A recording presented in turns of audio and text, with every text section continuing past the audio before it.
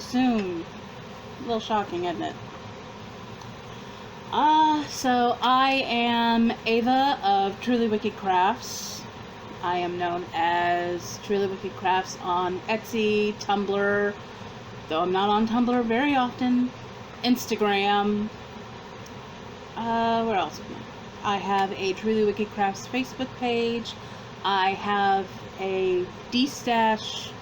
I call it, it's Trulywicked Crafts _ D-stash on Instagram, but it's where I post all the things I've made to sell. Which, there's quite a few little needle minders up there. These and DC1.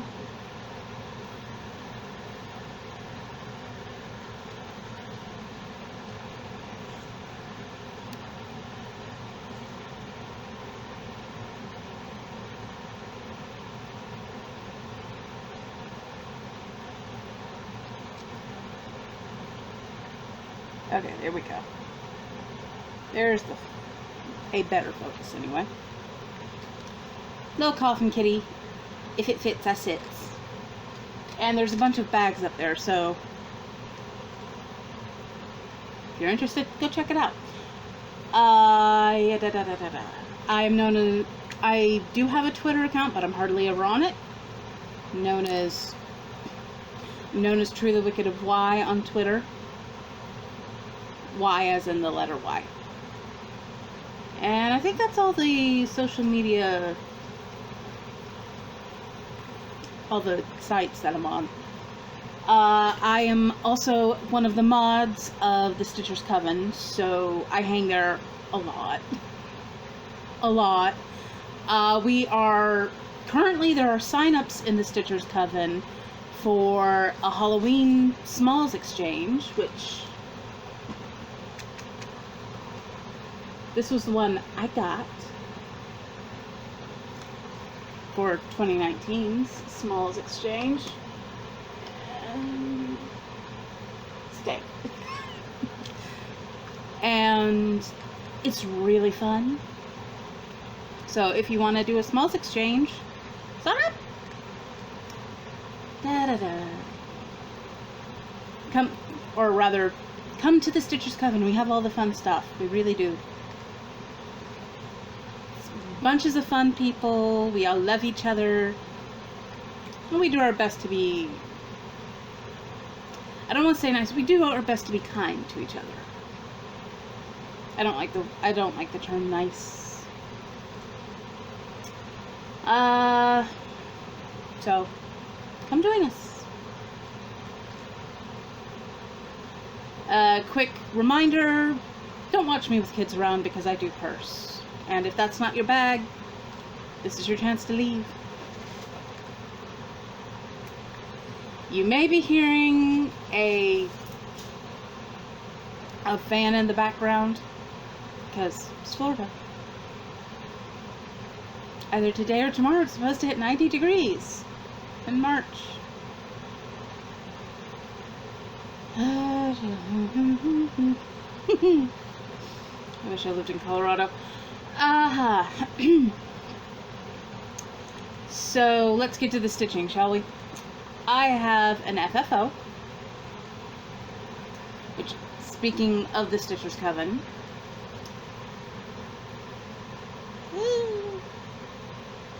this is a pattern of my design.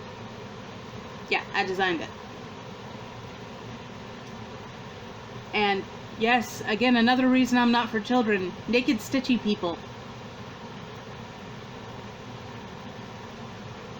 And this is the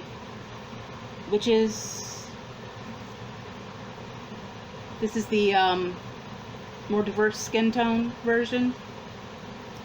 This, I don't know if you're catching the color fully, but this was originally, her skin was originally done in 3770, but I didn't think to what, but the fabric it's stitched on is dyed by me, and I didn't rinse all the dye out apparently. So when it got soaked to have a wash, all the pale tones have a slightly bluish tinge to them now in real life. So, and this one's done in 754 skin tone, 436. The chart, which is free in the Stitcher's Coven, by the way, and it happens to be a contest involving it. So, go. I'm promoting it. Go. This was originally charted in, was it 841 or 842? One of those. This is 840. Okay, I think she was originally charted in 842, and I did her in 841 because I wanted just a shade darker, and she's charted in 840. So, and I made it a soft wall hanging.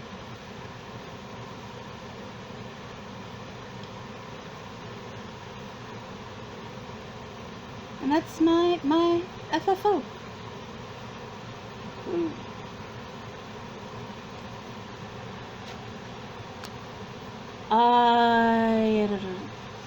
Onto whips. I have two. I have two whips. Two things that I've actively worked on this week. And the first one, I am determined to catch up with this before the end of March. The first one, is the Clouds Factory Grimm's Fairy Tale Stitch Along. It's the year-long Stitch Along for this year, and I just finished February last night.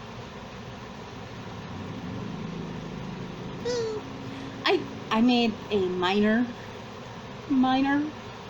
alteration to the frog. Just the way it's charted, this particular, the brighter green of his foot here sort of stretched out, and down here where his front feet are like all shadowed and whatnot, looked kind of funky again on this side, and it drove me bananas, so I changed it. Just a little.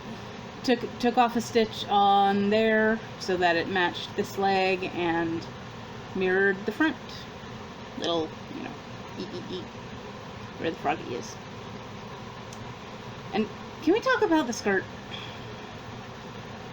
Can we talk about that skirt, please? Yes, I'm giving it the finger. I know variegateds are hit and miss. But that does not look like a princess skirt to me, because it's all patchwork. It's supposed to be a princess, but doesn't look like a princess to me, because the skirt is patchwork. I don't hate it enough I don't hate it at all, but it doesn't bug me enough to rip it all out, but, still kind of annoying. So, that's the main thing I've been working on this week.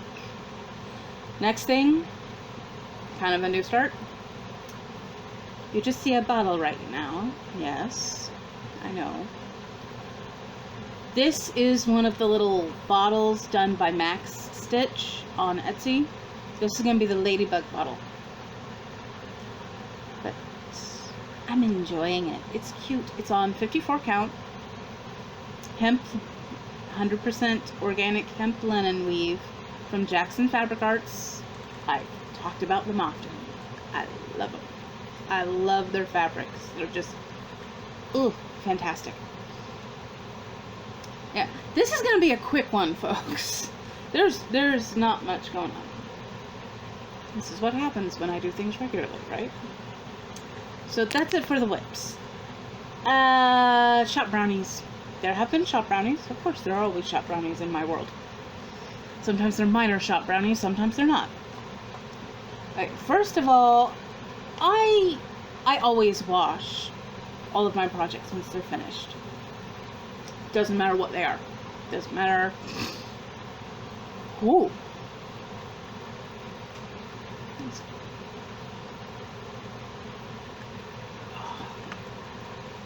Seasonal allergies. Yes, it's seasonal allergies. It's not the other thing. I don't go anywhere. So, odds are low. For now, anyway.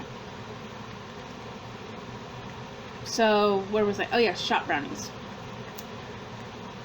I always wash all of my projects. All of them. It doesn't matter what the project is. Obviously. Hand dyed by me. Bled. Should have used a color catcher. What have you. I always wash them. The only time I don't is if they're on perforated paper. Which is one of the reasons I don't like working on perforated paper as a rule. But what I do is I use a no-rinse fiber wash. And my favorite, for a long time now, has been Allure. I have the scentless Allure for, like, when I wash the bags I make, or things that are going to any, or gifts that are going to someone that may be scent sensitive. But,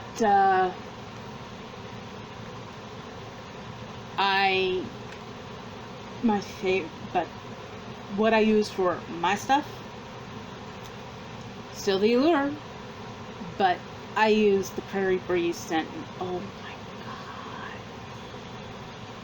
my god, it's fantastic. Sadly, the company that made Allure Fiber Wash went out of business. I think they went out of business in 2018.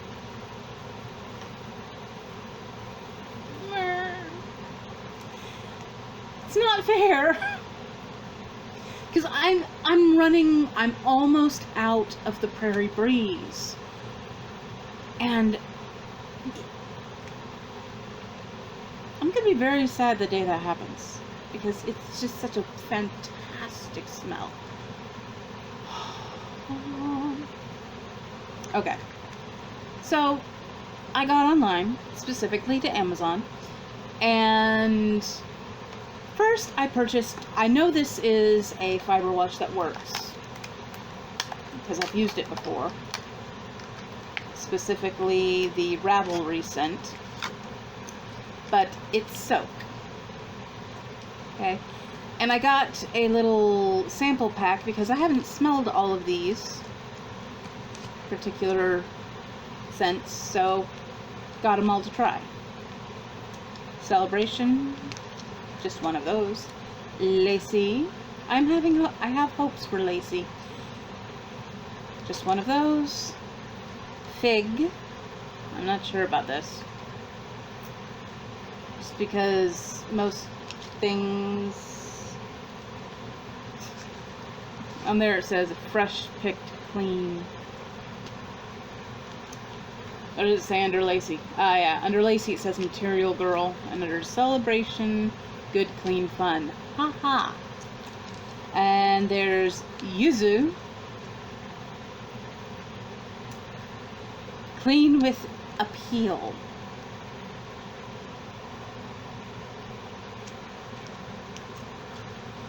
And I'm only going to try one of these. The other I may send to somebody, but Pineapple Grove. Sweet on the inside. Pineapples are sweet, but they're also very, very acidic. So I'm like, I don't know about that. But yeah, soap doesn't matter the fiber. It'll work for any fiber. Cashmere, silk, linen, wool, cotton, any and all. Which is why I know that if the other wash that I got doesn't work nicely with, doesn't play nicely with any of my cross stitching. I know that one of these, if I can find a scent that I like well enough, will. Yeah. But I got another one. And this is it. I've never tried this before. It's called Knit IQ. No rinse, delicate wash. It says it's enhanced with lanolin softness, soothing scent. I opened this like this. Yeah, I'm about to show you. And this is my exact reaction. Oh, this smells amazing. It says lavender citrus soothing scent, and I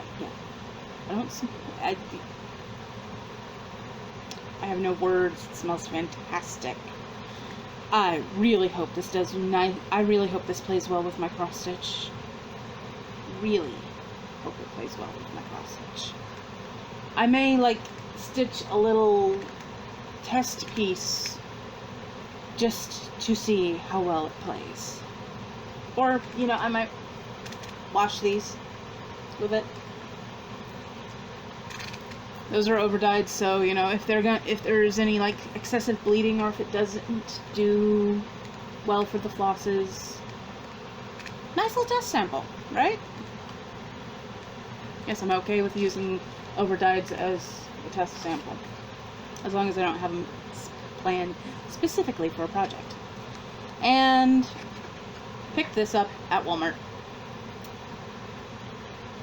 I bobbinate, but the DMC bobbins, the big pack of bobbins that you can find on Amazon,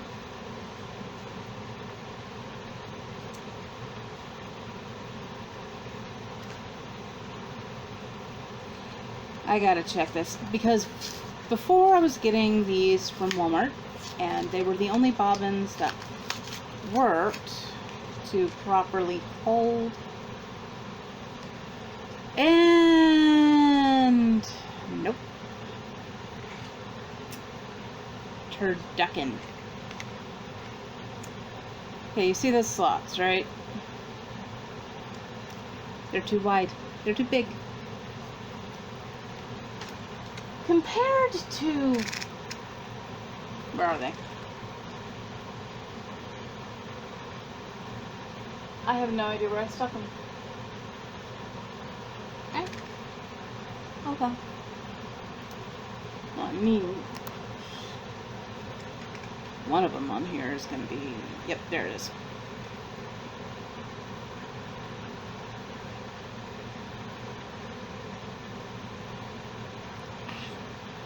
Alright.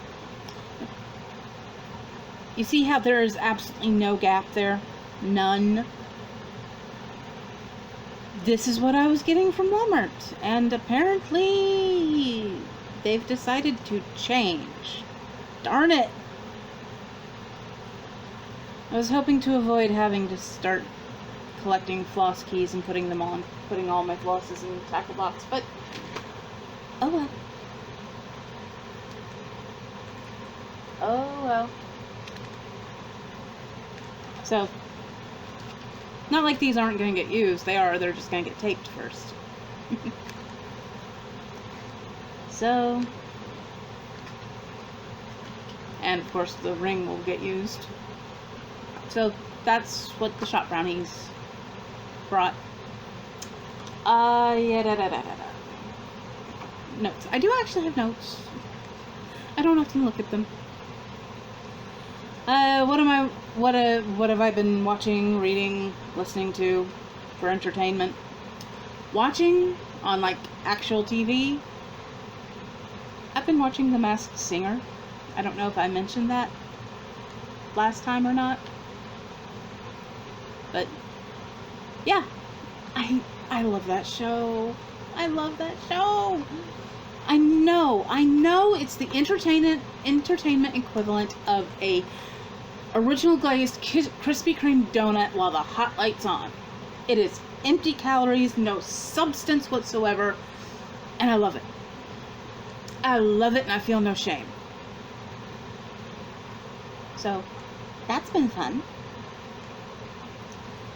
I've been listening to, literally on repeat, the Panic at the Disco Death of the Bachelor Tour live album. I think it's called All My Friends Were Glorious. Oh, Lord. Before I tend to watch reaction videos. And there's one, Tara Simon Studios, who does reaction videos to singers. And she did a reaction video to Brendan Urie doing, I think it was his best live vocals that she did, and I was like, and I heard the song Ballad of Mona Lisa. So I then had to go onto Spotify, click on the Ballad of Mona Lisa, and it, of course, Spotify just, keeps playing the same artist. If you just go there, click it on in most popular or whatever, it just plays down the list. So, I very swiftly got addicted to what's on Panic at the Disco. I knew Panic at the Disco was still a thing, obviously, but, when they first came out, and I think it's when they first came out, round about when they came out with the Panic at the Disco song that I've liked for years, I Write Sins Not Tragedies, that was really the only song that really caught me, so I wasn't interested in the album, it was just, meh, whatever. Apparently, when Brendan really got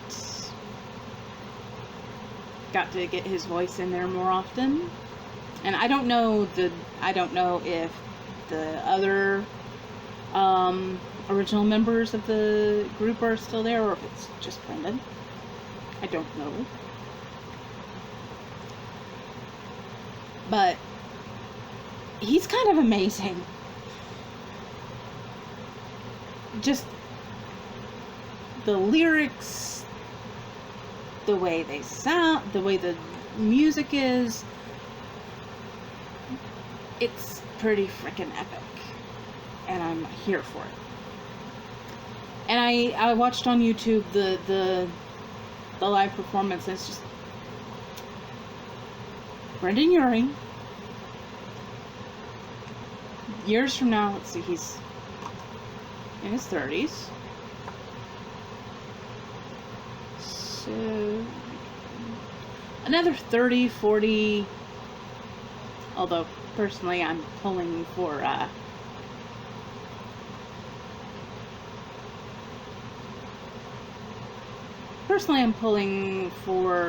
at least 70.